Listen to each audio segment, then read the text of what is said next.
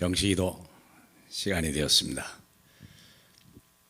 짧은 시간이지만 하루를 행복에 결정된 일이요, 나아가서 내 인생의 중요한 전환점이 될 수 있는 충분한 시간입니다. 오늘 안주 제목은 교회 안에 실패자 있다는 거예요. 자기도 몰라요. 남들은 조금 알 수도 있겠죠. 근데 문제는 자기가 모르고 있다는 거예요. 우리가 구원받음에도 불구하고 실패할 수 있는 사람이 얼마든지 많아. 그러나 우리가 조금만 알면, 하루 5분이면 모든 걸 뒤바꿀 수 있습니다. 자, 하나 보겠습니다. 우리 다니엘서 6장 10절을 보겠습니다. 다니엘이 이 조서의 왕의 도장이 찍힌 것을 알고도 자기 집에 돌아가서는 윗방에 올라가 예루살렘으로 향한 창문을 열고 전에 하던 대로 하루 3번씩 무릎을 꿇고 기도하며 그의 하나님께 감사하였더라. 여러분 아시죠? 이 안에 무슨 일이 있었냐면 총리가 3사람이 있었는데 2사람의 총리가 야합을 해가지고 이 다니엘을 몰아내려고 했죠. 아마 그 사람들은 본토 사람들이고 다니엘은 노예 출신이잖아요. 그렇기 때문에 격이 안 맞는다 생각하고 그랬겠죠.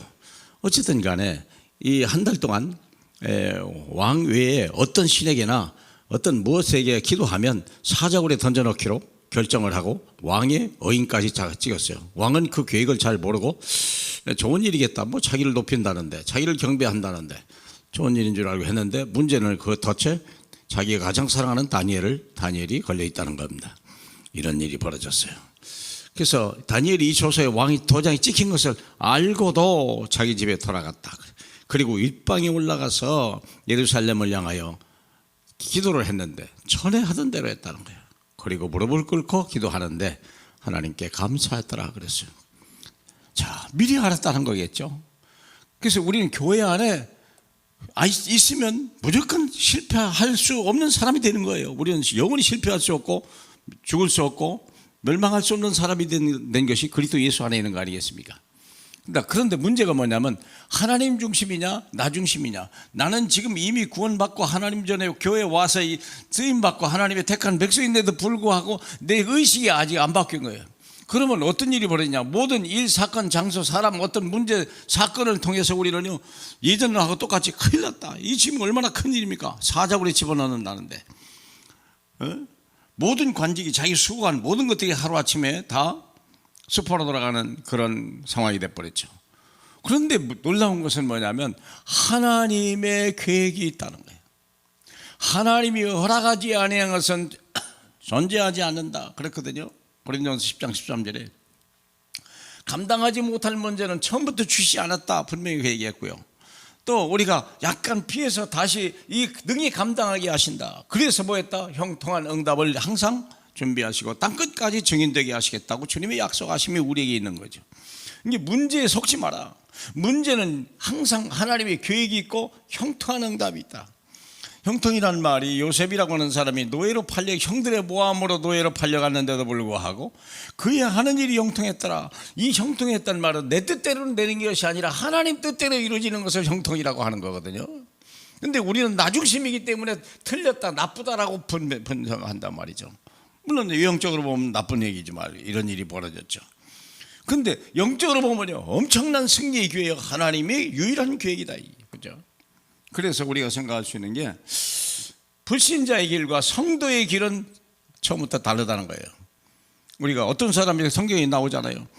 2사람이 같이 잠을 자는데 한 사람은 들림을 받고 한 사람은 버림을 받고, 두 사람이 맷돌을 가는데 한 사람은 들림을 받고 한 사람은 버림을 받았더라고요.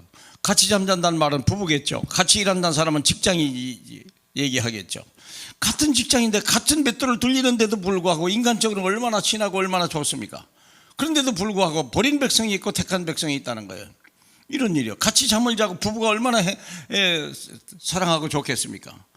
그런데도 불구하고 거기에도 멸망의 사람이 있고, 여기 말하는데 멸망의 여정을 가는 사람이 있고 언약의 여정을 가는 사람이 있다고 하는 거예요.